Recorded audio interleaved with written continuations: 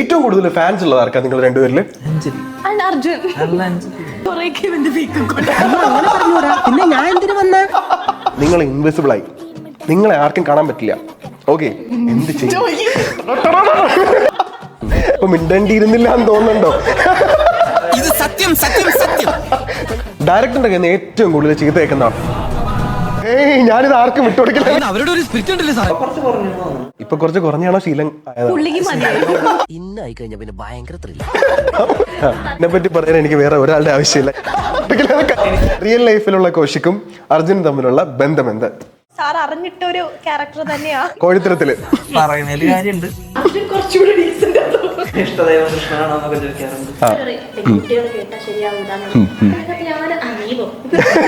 നിന്നെ ആരാ കൂട്ടിയിട്ടുള്ള? പറക്കും പക്ഷേ പക്ഷിയല്ല, വാലുണ്ട് പക്ഷേ ജീവനില്ല. ചേട്ടന് ഇതിനെ പറ്റി വലിയ ധാരണയില്ലല്ലേ? Correct answer. സമ്മാനം എന്റെ സ്നേഹം. പക്ഷെ ഞാനൊരു ടാസ്ക് തരും തോക്കുന്ന ആൾക്ക്. എനിക്ക് ഇപ്പൊ തന്നെ തന്നു.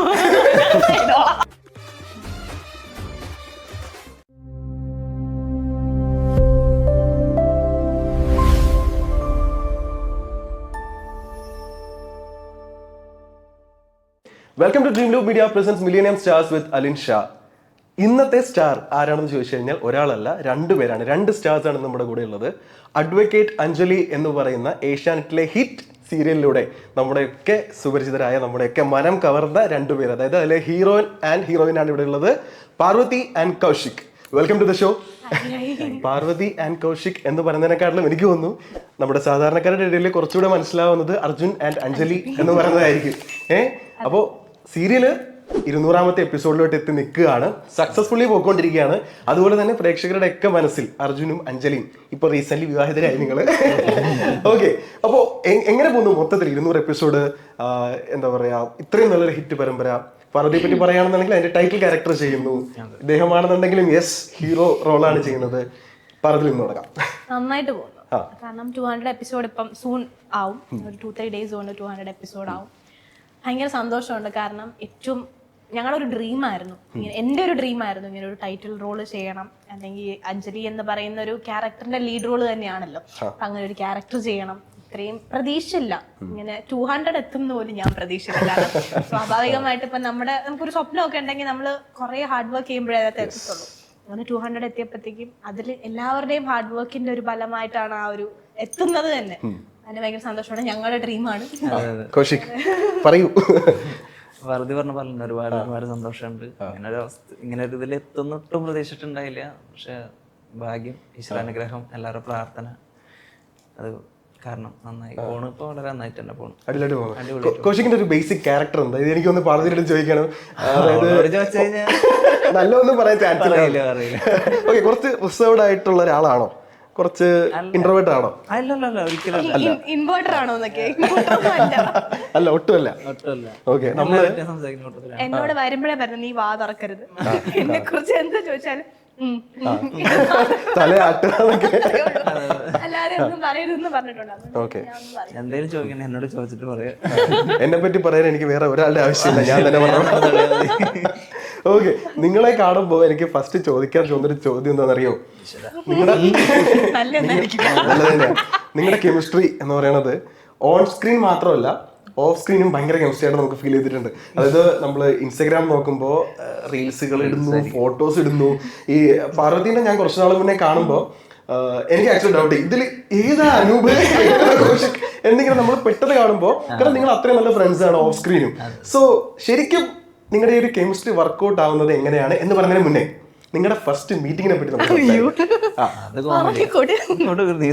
ഞാൻ പറയാം. ഞാൻ ഫസ്റ്റ് ഡേ ഷൂട്ടിന് പോകുന്നതിന്റെ ആ ടൈം വണ്ടിയിൽ ഞാൻ കയറുന്നു, എന്റെ ബാക്കിൽ കുറച്ച് പേരുണ്ട്. അപ്പൊ ഞാൻ എല്ലാവരുടെ അടുത്തും ഗുഡ് മോർണിംഗ് എന്നുള്ള രീതിയിൽ എങ്ങനെ പറയുന്നു, വണ്ടി കയറുന്നു. പിന്നെ ലൊക്കേഷനിൽ എത്തിയിട്ട് നമ്മൾ ആരാ ഹീറോ എന്ന് അറിയാൻ ഒരു ഇൻട്രസ്റ്റ് ഉണ്ടാവുമല്ലോ. ഞാൻ അവിടുത്തെ എല്ലായിടത്തും പോയി ചോദിക്കാം ആരാ ഹീറോ എന്നൊക്കെ പറഞ്ഞ് ഞാൻ നോക്കുമ്പോഴത്തേക്കും പുള്ളി എന്റെ ബാക്കിൽ നിൽപ്പോട്ട് ഞാൻ കാണുന്ന പോലും അദ്ദേഹത്തോട് പോയി ചോദിച്ചു ആരാ ഹീറോ. പുള്ളി അവിടെ ഞാൻ ചോദിക്കാൻ വേണ്ടി നിന്നപ്പോഴാണ് സാറ് ഞങ്ങളെ രണ്ടുപേരെയും വിളിച്ച് ഇൻട്രൊഡ്യൂസ് ചെയ്യിപ്പിക്കുന്നത് വേറൊരാൾക്ക്. ഇത് ഹീറോ ഇല്ല ഇവരായിരുന്നു, ഇവരല്ലേ എന്റെ കൂടെ വണ്ടി വന്നേ. അങ്ങനെയാണ് ഫസ്റ്റ് മീറ്റ്. എന്നിട്ട് നമ്മൾ ആദ്യത്തെ 3 ദിവസം മിണ്ടിയൊന്നും ഇല്ല. ഞങ്ങള് ഇവൻ അവിടെ എല്ലായിടത്തും പറഞ്ഞു നടന്നു എനിക്ക് ഭയങ്കര ജാടയാണ്, ഭയങ്കര ജാടയാണ്. സമയത്ത് ഭയങ്കര ഗ്ലൂമേറ്റിരിക്കുന്നു. അപ്പൊ പിന്നെ ഞാൻ വിചാരിച്ചു ജാടയാണ്, ഒന്നും മിണ്ടാലല്ലേ ഈ കെമിസ്ട്രി സീനുകളൊക്കെ വരേണ്ടതാണ്. അപ്പൊ മിണ്ടാലിൽ അതൊക്കെ ശരിയാവുള്ളൂ. ഞാനാണെങ്കിൽ ഫസ്റ്റ് ടൈമാണ്. അപ്പൊ എനിക്കാണെങ്കിൽ ഭയങ്കര ടെൻസ്ഡ് ആണ്, ഭയങ്കര കോൺഷ്യസ് ആയിരുന്നു. അപ്പൊ ആള് മിണ്ടാണ്ടിരുന്നപ്പോ എനിക്ക് ഭയങ്കര ഇതായി, ജാടയാണ്. ഇനി ഇതിനൊക്കെ എങ്ങനെ മാച്ച് കൊണ്ടുപോകാനാണെന്ന് ഞാൻ ആലോചിച്ചു. ഒരു സീരിയൽ മൊത്തം അഭിനയിക്കുകയും വേണം, അതും നായികയാണ്, എല്ലാം മനസ്സിൽ കൂടെ പോയി.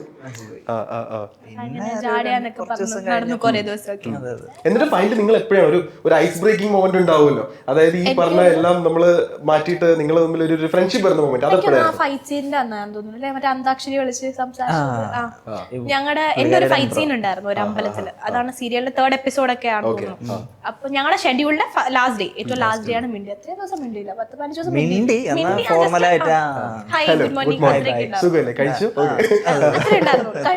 ചോദിക്കാറില്ല. കണ്ടോണ്ട് ഗുഡ് മോർണിംഗ് ഓക്കെ എന്നാൽ ഞാൻ പോകും എന്റെ പണി നോക്കി, പുള്ളി അങ്ങ് മാറിക്കും. അങ്ങനെയായിരുന്നു.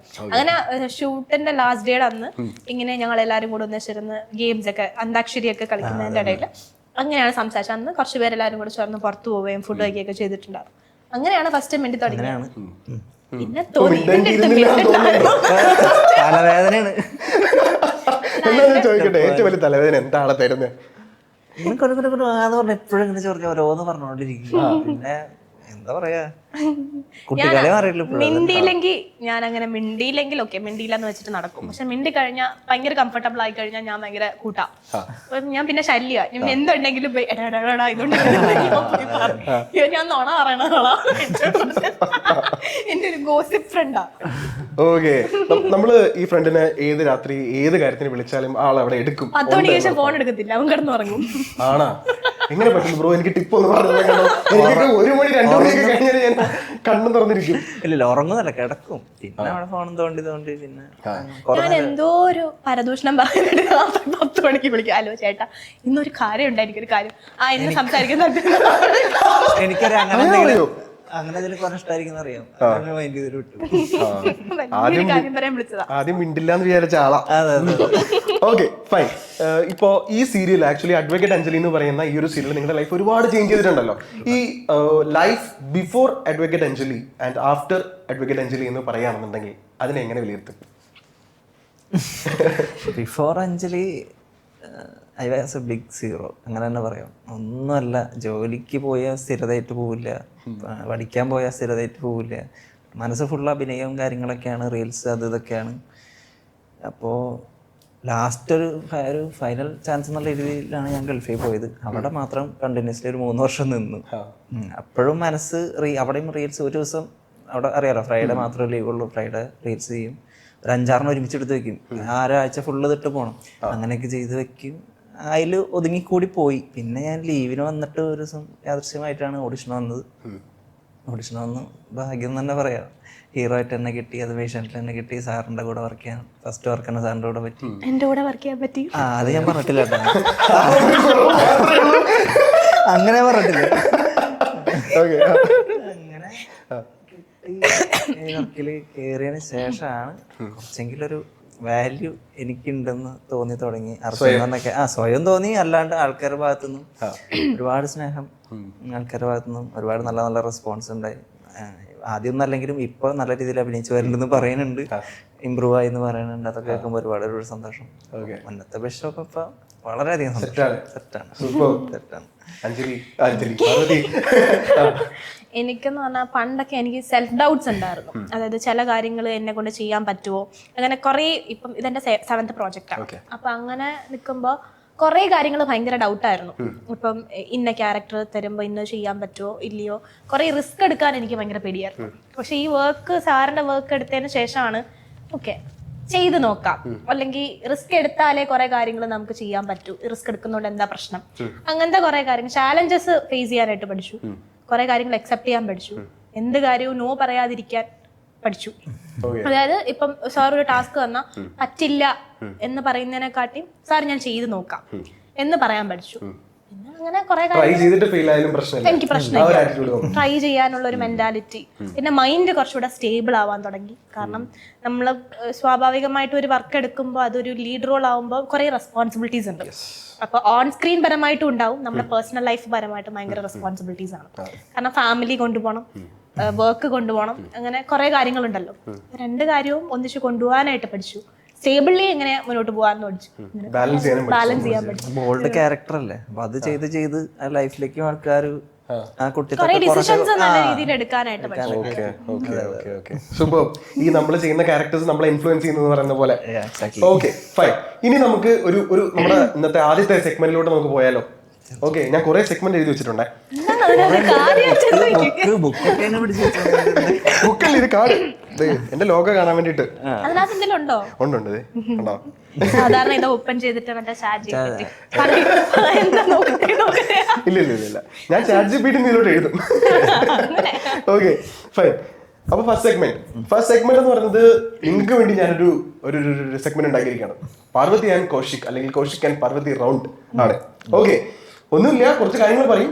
അതിൽ നിങ്ങൾ ആരാണ് അത് കാര്യങ്ങൾ ചെയ്യുന്നത്, അല്ലെങ്കിൽ ആ സ്റ്റേറ്റ്മെന്റുമായിട്ട് ഏറ്റവും കൂടുതൽ അടുത്ത് നിൽക്കുന്ന ആൾ ആരാണെന്നുള്ളത് ചൂണ്ടിക്കാണിച്ചാൽ മതി. ഇങ്ങനെയും ചൂണ്ടാവും, ഇങ്ങോട്ടും നമ്മള് മറ്റേ ഫസ്റ്റത്തെ ആണോ നിങ്ങൾ ചെയ്തതാണോ? ഒരു റീൽ ചെയ്ത. ഓ ഞാൻ കണ്ടു. Okay fine.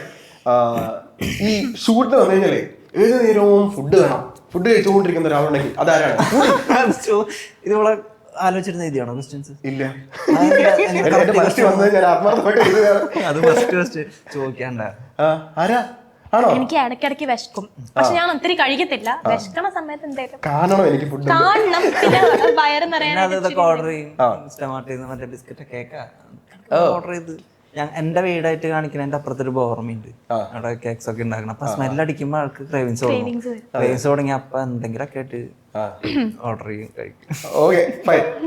അടുത്തത് ലേറ്റ് കമർ ഓൺ സെറ്റ്. അങ്ങനെയില്ല, കാരണം സാറിന്റെ സെറ്റിൽ നമ്മൾ ഭയങ്കര ഡിസിപ്ലിൻഡാ. അപ്പൊ അങ്ങനെ ലേറ്റ് ആയിട്ട് എണീക്കാനും പറ്റില്ല, ലേറ്റ് ആയിട്ട് വരാനും പറ്റില്ല. ഒരു ടൈം ഉണ്ട്, അത് തന്നെ വന്നേ പറ്റും. എന്നെ വിളിക്കാൻ വരുമല്ലോ, വഴിയില്ല, നിർത്തിയില്ല. അതുകൊണ്ട് ഓക്കെ. അങ്ങനെയാണെന്നുണ്ടെങ്കിൽ സ്വന്തം ലുക്കിനെ പറ്റി ഏറ്റവും കൂടുതൽ കോൺഷ്യസ് ആയിട്ടുള്ളത് ആരാണ്? ഞാൻ. ആണോ? ഇപ്പൊ തന്നെ പറഞ്ഞല്ലോ. ഇപ്പൊ തന്നെ പറഞ്ഞു. അല്ല കൊള്ളൂലെന്നല്ല, സീരിയലിൽ അഭിനയിക്കുന്ന സമയത്ത് നമ്മുടെ ലുക്കും ഇമ്പോർട്ടന്റ് ആണല്ലോ. അതായത് ചില സമയത്ത് മുടി കെട്ടുന്നതൊക്കെ, ഞാനാണെങ്കിൽ ഒരു മുടിയൊക്കെ കെട്ടുമ്പോ അവിടെ ഫുൾ ഭയങ്കര കോൺഷ്യസ് ആയിട്ട് ഇങ്ങനെയൊക്കെ വെച്ച് കുത്തി കുറെ നേരം ഇരിക്കും. ഇവനും കോൺഷ്യസ് ആണ്, ഇടയ്ക്ക് വന്നിട്ട് തലയൊക്കെ ഇങ്ങനെ ഒന്ന് ചെയ്യുന്നതാണ്, അടിക്കടിക്ക് വന്ന് ഹെയർ. ബ്രോ, എനിക്കാണെങ്കിൽ തല നിറച്ച് മുടിയുള്ള പയ്യന്മാരെ ഇഷ്ടമല്ല കാണുന്നത്. എനിക്ക് ഭയങ്കര രസം കേട്ടോ, തല നിറച്ച് മുടിയുള്ള ആൾക്കാർ എനിക്ക് ഇഷ്ടമല്ല. ഞാൻ ഇങ്ങനെ പറഞ്ഞ ആൾക്കാർക്ക് മുടി പിടിച്ച് സ്റ്റാർട്ട് ചെയ്യും.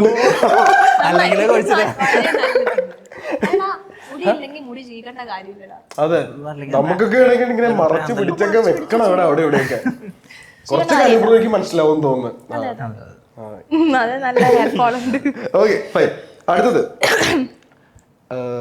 ഏറ്റവും കൂടുതൽ ഫാൻസ് ഉള്ളത് ആർക്കാ നിങ്ങൾ രണ്ടുപേരില്? അഞ്ജലി. അർജുൻ.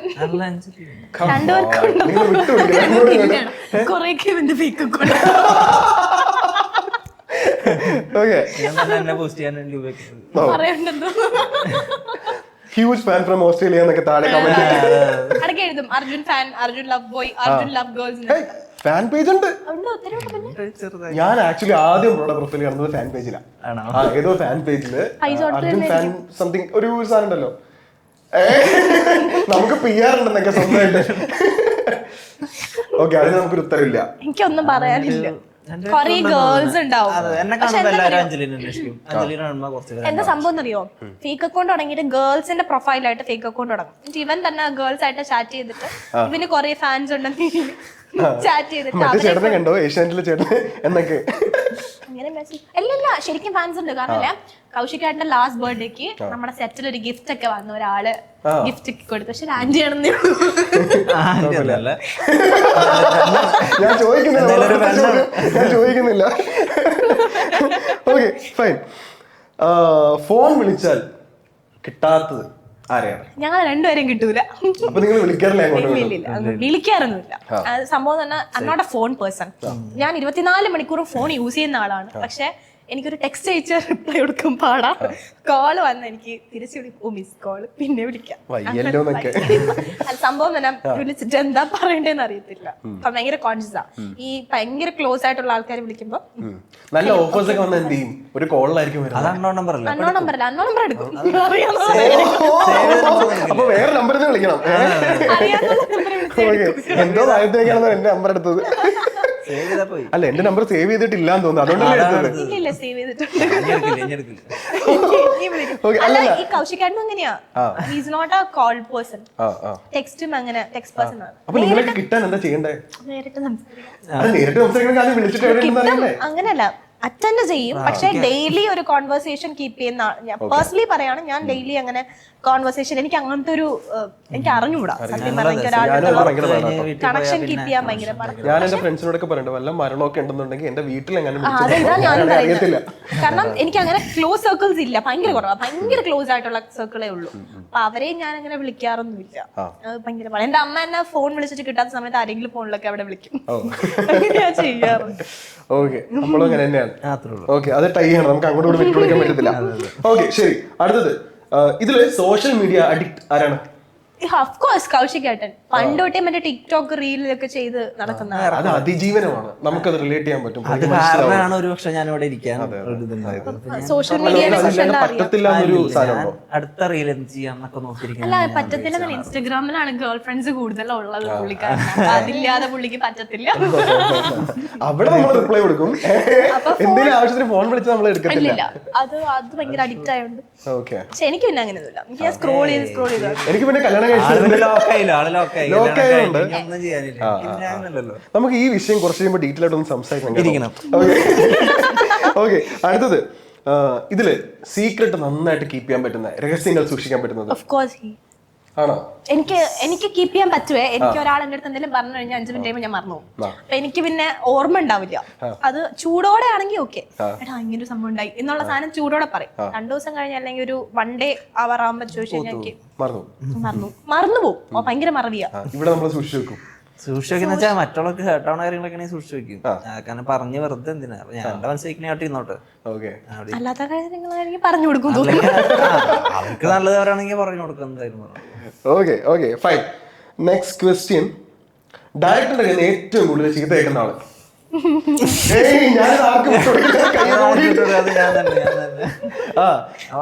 എന്തിനാ ആൾക്ക് കേൾക്കുന്നത് നമ്മള്? അങ്ങോട്ട് തിരിയാത്തന്നെ ഇങ്ങോട്ട് തിരിയാത്തന്നെ സാറ് പിന്നെ എന്താ പറയാ, എന്റെ ഫസ്റ്റ് വർക്കാണല്ലോ, അതിൻ്റെതായ എല്ലാ കുറവുകളും ഉണ്ട്. അത് മനസ്സിലാക്കിട്ട് തന്നെ നിൽക്കാറ്. ഇപ്പൊ കുറച്ച് കുറഞ്ഞു തോന്നുന്നു. പണ്ട് വന്നപ്പോ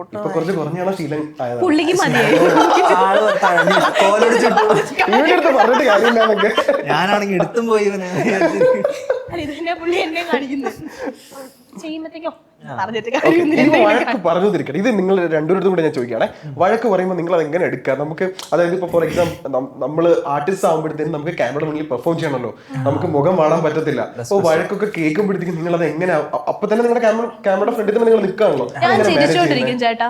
എനിക്ക് അങ്ങനെ എനിക്ക് നല്ല തൊലി കെട്ടിയുണ്ട്. ബിൽഡ് എടുത്താണെന്ന് തോന്നുന്നു. തഴപ്പിച്ചു പോയി. നമ്മളോ? ഞാൻ തുടക്കം ഭയങ്കര കോൺഷ്യസ് ആയിരുന്നു. ഞാൻ വെട്ടി വേർക്കും സാർ ചീത്ത ഞങ്ങളുടെ സാറേ മൈക്കിൽ ഇങ്ങനെ പറ്റൂല്ലെങ്കിൽ ഇറങ്ങി പോടോ. തുടക്കമൊക്കെ ഭയങ്കര വിഷമല്ല. കാര്യമാണ് നമ്മള് നന്നാൻ വേണ്ടിട്ടും ഷോർട്ട് നന്നാൻ വേണ്ടിട്ടാണ് പറയുന്നത്. പക്ഷെ ഭയങ്കര കോൺഷ്യസ് ഞാൻ വെട്ടി വേർത്ത് ഇവിടെയൊക്കെ സെറ്റ് ആവും. ഇപ്പൊ ഭയങ്കര പ്രശ്നമായിരുന്നു. ഇപ്പൊ ഒന്ന് കുറഞ്ഞിട്ടുണ്ട്. നല്ലൊരു ഞാൻ ഇമ്പ്രൂവ് ചെയ്താണോ ആള് വേണ്ടെന്ന് വെച്ചാണോ അറിയില്ല.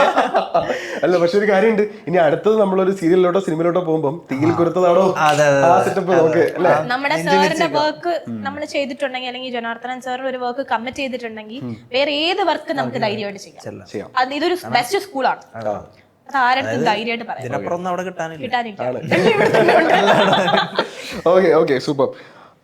അടുത്തത് ഈ ഷോർട്സിന്റെ ഇടയിൽ, അതായത് ഓരോ ഷോട്ടിന്റെ ഇടയിൽ ടൈം കിട്ടിയാൽ ഓടി പോയി ഫോൺ ചെക്ക് ചെയ്യുന്ന ആള്? അങ്ങനെ അവിടെ ഞാൻ പറഞ്ഞില്ലേ നമ്മള് ഉള്ള സമയം എല്ലാവരുമായിട്ട് കമ്പനി അടിച്ച് ഞങ്ങളുടെ ക്രൂ എന്ന് പറഞ്ഞൊരു ഫാമിലി പോലെയാ. എല്ലാവരും ഭയങ്കര കമ്പനിയാണ്. അപ്പൊ നമ്മളുള്ള സമയത്ത് എല്ലാവരുമായിട്ട് കമ്പനി അടിച്ച് നിൽക്കാനേ നോക്കത്തുള്ളൂ. ഫോൺ അങ്ങനെ വർക്ക് ടൈമിന് ഫോൺ എടുക്കാല്ല, ബന്ധമില്ല. ഞങ്ങൾ എല്ലാം എവിടെയെങ്കിലും പോകുന്നെങ്കിലും ഫുൾ പാക്കേജ് ആയിട്ടാണ് പോകുന്നത്. അങ്ങനെയാണ്. Okay, cool. കൂട്ടത്തിൽ ആരാണ് ഏറ്റവും കൂടുതൽ ഷൈ? ഞാനായിരിക്കും. എനിക്ക് കുറച്ച് ഷൈ ഒക്കെ ഉണ്ട്. എനിക്ക് നാണം പോലൊക്കെ ഉണ്ട് ഇടയ്ക്ക് ചിലപ്പോ സാറ് പറയുന്നൊക്കെ ഇതിന് നാണോ മാനോ ഇല്ലാത്ത ഒക്കേഷണലി നാണം വരും ചില സ്ഥലത്ത്. നാണോ കൊറേ ആൾക്കാരെ കാണുമ്പോഴേ എനിക്ക് പൊതുവെ എനിക്ക് ക്രൗഡിനെ ഭയങ്കര കോൺഷ്യസ് ആ. എനിക്ക് എന്താ വർത്തമാനം പറയണെന്ന് അറിയത്തില്ല. ചില ആൾക്കാരൊക്കെ എന്നെ ഇങ്ങനെ നോക്കുമ്പോൾ ഞാൻ എന്നെ തന്നെ ഇവരെ സീരിയൽ അഭിനയിക്കുന്നു പറഞ്ഞു. അങ്ങനത്തെ കോൺഷ്യസ് വരും. അങ്ങനെയുണ്ട്, ഫിയർ ഉണ്ട് കുറച്ച്. സമയം കിട്ടിയാൽ അപ്പ കിടന്നുറങ്ങുന്ന ആള് സെറ്റിനിടയ്ക്ക്. ഇത് നമുക്ക് കോശിക്ക് നമുക്ക് ഇതിന് വെട്ടേണ്ടി വരും തോന്നുന്നു റൗണ്ടിന്റെ പേരുന്ന്. ഇന്റർവ്യൂ ചെയ്തത് ഓർമ്മയുണ്ടോ? മുന്നേ എന്റെ ഹസ്ബൻഡിന്റെ ഇന്റർവ്യൂ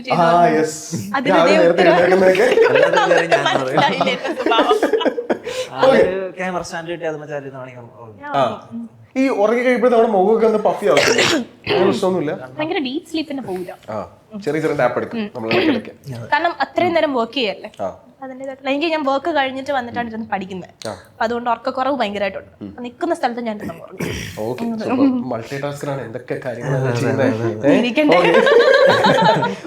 ഏറ്റവും കൂടുതൽ റീടേക്ക് പോകുന്ന ആള്? റീടേക്ക് പോകുന്ന ഡിപ്പെൻസ്. ഇപ്പൊ ചില സമയത്ത് കോടതി സീക്വൻസ് ഒക്കെ ആണെങ്കിൽ അല്ലെങ്കിൽ ഭയങ്കര കുറെ പെർഫോം ചെയ്യാനാണെങ്കിൽ സീൻ ഡിപ്പെൻസ് ആണ്. എനിക്ക് പോവാറുണ്ട്. ക്യാമറ ഇഷ്യൂസ് ചില സമയത്ത് ഒറ്റ ടേക്കിന് തന്നെ ഓക്കെ ആവാറുണ്ട്. സൂപ്പർ. ഓക്കെ, അങ്ങനെ ആ സെഗ്മെന്റ് നമ്മൾ കഴിഞ്ഞിരിക്കുന്നു. ഓക്കെ, സക്സസ്ഫുള്ളി ഒരു മഴ ബഹളായിരുന്നു എന്നൊക്കെ. ഓക്കെ, കൗശിക്കിനാണോ ചോദിക്കാനുള്ളത്? കൗശിക്കിന്റെ ഈ ഒരു സീരിയലിലെ ക്യാരക്ടർ എടുക്കുമ്പോൾ നമുക്ക് വേണമെങ്കിൽ പറയാം വളരെ റിച്ച് ആയിട്ടുള്ള ഒരു ഫാമിലിയിലുള്ള ഒരു മനുഷ്യൻ. അതെ, ഒരു അമൂൽ ബേബി.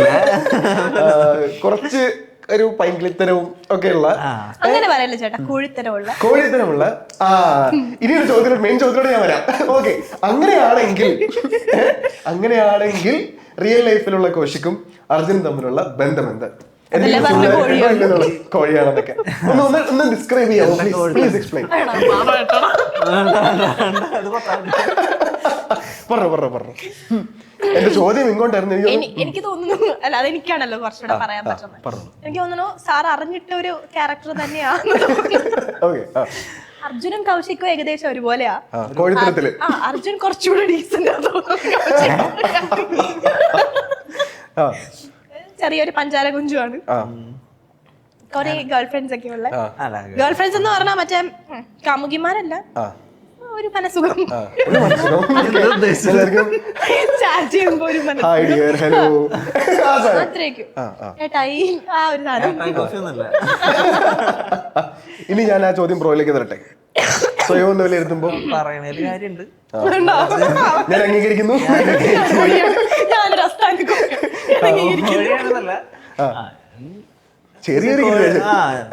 ഒരു ഫ്ലോട്ടിംഗ് ഒക്കെ ഉള്ള ഒരു പഞ്ചാരയാണ്.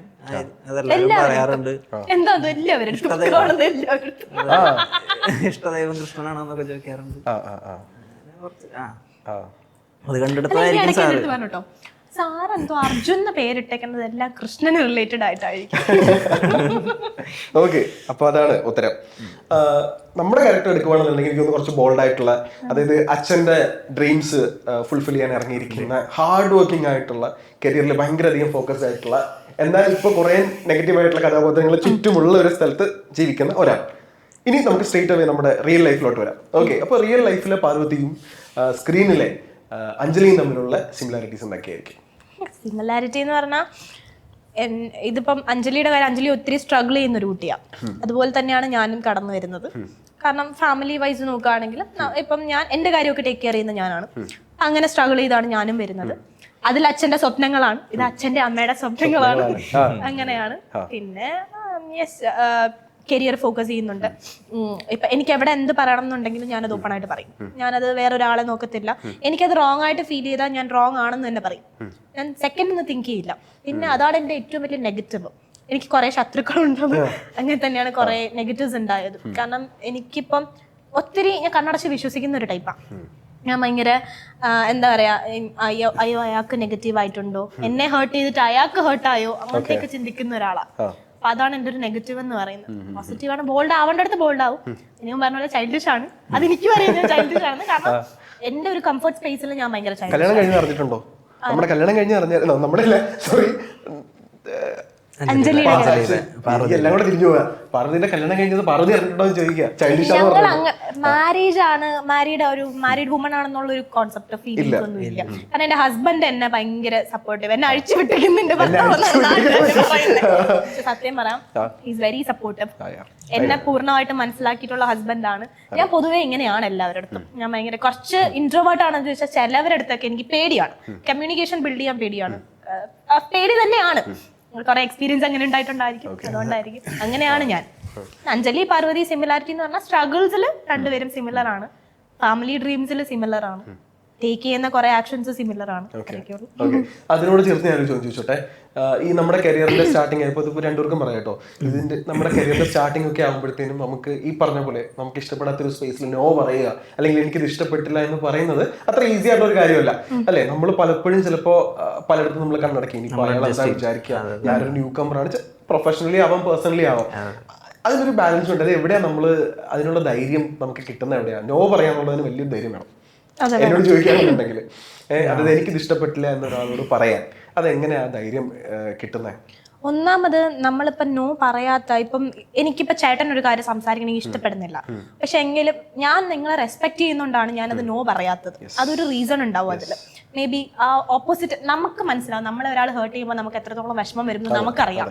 അത് വേറൊരാൾ എക്സ്പീരിയൻസ് ചെയ്യാതിരിക്കാൻ വേണ്ടിയിട്ടാണ് നമ്മൾ പലയിടത്തും നോ പറയാത്തത്. പക്ഷെ നോ പറയാത്തതുകൊണ്ട് നമ്മൾ കുറെ കാര്യങ്ങൾ ഇപ്പോൾ അനുഭവിക്കുന്നുണ്ടാവും. അത് ചിലപ്പോൾ ഫിയർ ഓഫ് ലൂസിങ് സമ്മൺ, അതുകൊണ്ടായിരിക്കും നമ്മൾ നോ പറയാത്തത്. പക്ഷെ എനിക്കിപ്പോ എക്സ്പീരിയൻസ് ആയ ഒരു കാര്യം അതാണ്, പറയേണ്ടടുത്ത് പറഞ്ഞേ പറ്റും. ഇല്ലെങ്കിൽ എത്രയോ നഷ്ടപ്പെടുന്ന ബന്ധമാണെങ്കിൽ അതൊക്കെ പോട്ടെന്ന് വിചാരിക്കണം. കാരണം നമുക്ക് നമ്മുടെ കൂടെ എത്ര നിൽക്കുന്ന ഉള്ള ആളാണെങ്കിലും അവര് നിൽക്കും. അതിപ്പോ ആരാണെങ്കിലും, ഫാമിലി ആണെങ്കിലും ഫ്രണ്ട്സ് ആണെങ്കിലും ലൈഫ് പാർട്ണർ ആണെങ്കിലും നിക്കണം എന്ന് വിചാരിച്ചാൽ നിൽക്കും. ഇപ്പൊ ഒരു ചെറിയൊരു കാര്യത്തിൽ മിസ്കമ്മ്യൂണിക്കേഷൻ അല്ലെങ്കിൽ മിസ്അണ്ടർസ്റ്റാൻഡ് ചെയ്യുന്ന ആൾക്കാരാണെങ്കിൽ അത് പോട്ടെന്ന് വിചാരിക്കണം. കാരണം റിലേഷൻഷിപ്സ് ആണ്. നോ പറയേണ്ടടുത്ത് പറഞ്ഞേ പറ്റും. ഇല്ലെങ്കിൽ നമ്മുടെ ഒരു സെൽഫ് റെസ്പെക്ട് അവിടെ പോകും. നോ പറയേണ്ട സ്ഥലത്ത് പറഞ്ഞില്ലെങ്കിൽ നമ്മൾ തന്നെ നമ്മളെ ഒരു താഴ്ത്തി കെട്ടുന്ന രീതി പോലെ ആയി. എനിക്കിപ്പോ മനസ്സിലായി കുറെ കാര്യം. ഞാനിപ്പോ ഈ വർക്ക് ചൂസ് ചെയ്തെടുത്ത് ഞാൻ പറഞ്ഞില്ല, എന്റെ കുറെ കാര്യങ്ങൾ ഇപ്പം പ്രൊഫഷണലി ആണെങ്കിൽ ചെയ്യുന്ന കുറെ സീൻസ് എനിക്ക് ഡൗട്ട്സ് ഉണ്ടായിരുന്നു മുന്നേ, എന്നെ കൊണ്ട് പറ്റുമോ ഇല്ലയോ എന്നൊക്കെ. അപ്പൊ ഞാൻ സാറിന്റെ അടുത്ത് സാറേ എനിക്ക് ഡൗട്ട് ഉണ്ട്, എനിക്കിത് ചെയ്യാൻ പറ്റും. അപ്പൊ സാറ് പറയും നീ ട്രൈ ചെയ്ത് നോക്കും. നോ രണ്ട് രീതിയിൽ പറയാമല്ലോ. ആ സാധനം എനിക്ക് ഓക്കെ, ചിലപ്പോ നോ പറഞ്ഞു കഴിഞ്ഞാൽ സീനേ സാറ് വേണ്ടാന്ന് വെക്കും. പക്ഷെ എസ് പറഞ്ഞു കഴിഞ്ഞാൽ അല്ലെങ്കിൽ ഞാൻ ചെയ്യാമെന്ന് പറഞ്ഞു കഴിഞ്ഞാൽ എനിക്കൊരു ന്യൂ എക്സ്പീരിയൻസ് ആണ്. എന്റെ ഒരു ഫിയർ എനിക്ക് മാറ്റാം. അത് വാട്ട് എവർ, അതൊരു സക്സസ് ആയോ ഫെയിലിയർ ആയോ വാട്ട് എവർ, എനിക്കത് മാറ്റാം. അങ്ങനെ ഒരു നോ പറയാം, ചിലപ്പോൾ പറയണ്ട എന്ന് വിചാരിക്കാം. അങ്ങനെയാണ് നമ്മുടെ സെൽഫ് റെസ്പെക്ട് വിട്ട് പേഴ്സണലി ആയാലും പ്രൊഫഷണലി ആയാലും കളിക്കും. ഞാൻ നോ പറയാൻ മടിയുള്ള ആളാണ്. എനിക്ക് ഭയങ്കര പാടാണ്. ഒരാളെ നമ്മളിത്തിരി വിഷമിച്ചാലും അവർക്ക് നോ പറയുമ്പോൾ അവർക്ക് ഹേർട്ടായാലോ എന്ന് വെച്ചിട്ട് ഞാൻ പലപ്പോഴും കോംപ്രമൈസ് ചെയ്യും. ഞാനൊന്ന് അഡ്ജസ്റ്റ് ചെയ്ത് കഴിഞ്ഞാൽ അവർക്ക് ഓക്കെ ഇരിക്കുന്നു വിചാരിച്ചിട്ട് പലപ്പോഴും പറയാറില്ല. പല കാര്യങ്ങളും അങ്ങനെ ഉള്ളിൽ വെച്ചിട്ട് ഉള്ളിൽ വെക്കുന്ന ആളാണ്.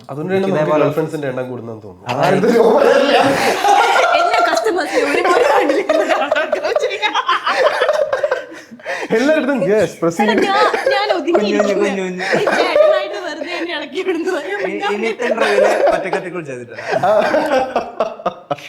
എനിക്കറിയായിരുന്നു ഇത് ഇവിടെ വരുമെന്നുള്ളത്.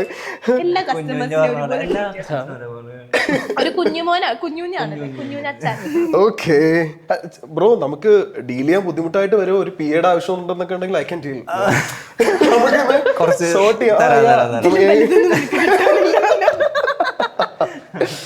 ഓക്കെ, അപ്പോ അതാണ് പാർവതി.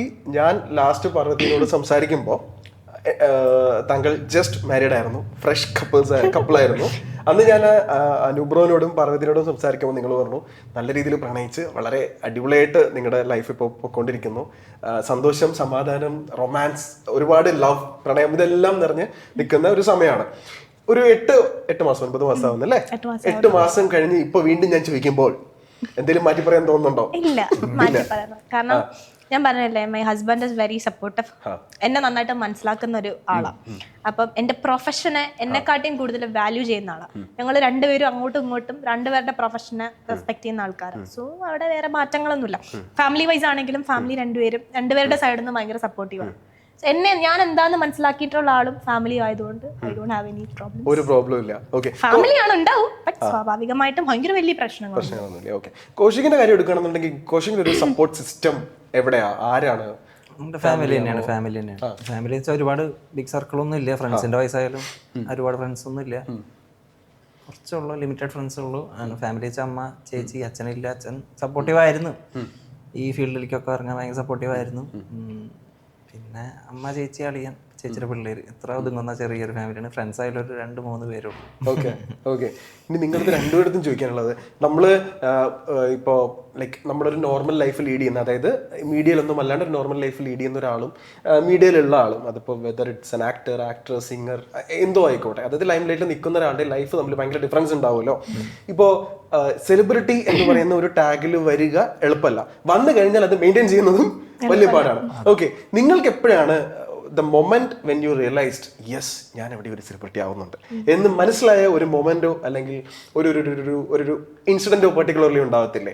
അങ്ങനെ ഒരു ഇൻസിഡന്റ് പറയുകയാണെങ്കിൽ ഈ കൗശിക് ഏതായിരിക്കും പറയാം പെട്ടെന്ന് മനസ്സിൽ വരുന്നത്? ഗുരുവായൂരൊക്കെ തൊഴാൻ പോകുമ്പോൾ അവിടെ അമ്മമാരൊക്കെ ഓടി വരും. ആ സമയത്തൊക്കെ ഭയങ്കര ഓടി വരും, അർജുൻ മോനെ എന്നൊക്കെ പറഞ്ഞിട്ട് ഭയങ്കര സാധ്യത. അവിടെ ഫോൺ ഉപയോഗിക്കാൻ പറ്റത്തോണ്ട് മാത്രം സെൽഫി ഒന്നും വരാത്തതാണ്. എല്ലാവരും വിഷമിക്കുന്നത്, അയ്യോ ഫോട്ടോ എടുക്കുന്ന ആഗ്രഹം, ഫോൺ അവിടെയാണെന്ന് പറഞ്ഞിട്ട് അവിടെ കുറെ അമ്മമാരൊക്കെ വന്ന് ഒരുപാട് സ്നേഹം പ്രകടിപ്പിച്ചിട്ടുണ്ട്. അപ്പോൾ അപ്പോഴേ തോന്നിയിട്ടുണ്ട് നമ്മളൊരു ചെറുതാണെങ്കിലും. ഞാൻ എന്റെ അമ്മയുടെ കൂടെ പുറത്തോട്ട് പോകുമ്പോഴേ, ഇപ്പം ഞങ്ങൾ ഒന്നിച്ച് പോവാറില്ല ചേച്ചി ഉള്ളതുകൊണ്ട്, പക്ഷെ അല്ലാതെ അമ്മയുടെ കൂടെ പുറത്ത് പോകുമ്പോൾ ഇങ്ങനെ അമ്മയുടെ അടുത്ത് വന്ന് കുറച്ച് പേര് ഇങ്ങനെ ഓക്കെ എന്റെ അടുത്ത് വന്നിട്ട് ചോദിച്ചിട്ട് ഇങ്ങനെ പറയും മോള അല്ലേ എന്നൊക്കെ പറഞ്ഞ് ചോദിക്കും. അമ്മയുടെ മുഖത്തൊരു സംഭവം കാണും, ആ ഒരു പ്രൗഡായിട്ടുള്ള പുള്ളിക്കാരി ആഗ്രഹിച്ചതാണ് സാധിക്കുന്നത്. സെലിബ്രിറ്റി ഒക്കെ ആ ഒരു തോട്ട് അങ്ങനെ അമ്മയുടെ കൂടെ പോകുമ്പോൾ എനിക്ക് തോന്നിയിട്ട്. കാരണം ഏറ്റവും കൂടുതൽ ഞാൻ ഹാപ്പി ആയിട്ടുള്ളത് ആൾക്കാർ അമ്മയുടെ കൂടെ പോകുമ്പോൾ എന്നെ വന്ന് ഐഡന്റിഫൈ ചെയ്യുന്നതാ.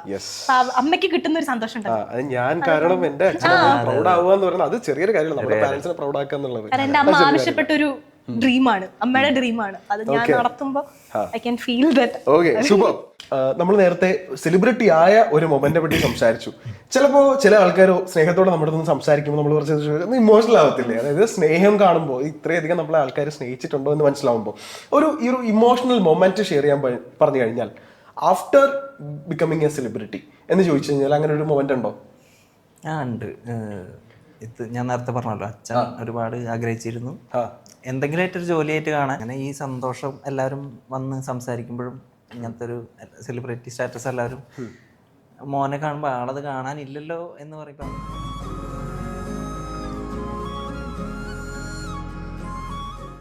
നിങ്ങൾ ഫീൽ ചെയ്യണം. അടിപൊളി എനിക്ക് പോലും വിശ്വസിക്കാൻ പറ്റുന്നില്ല.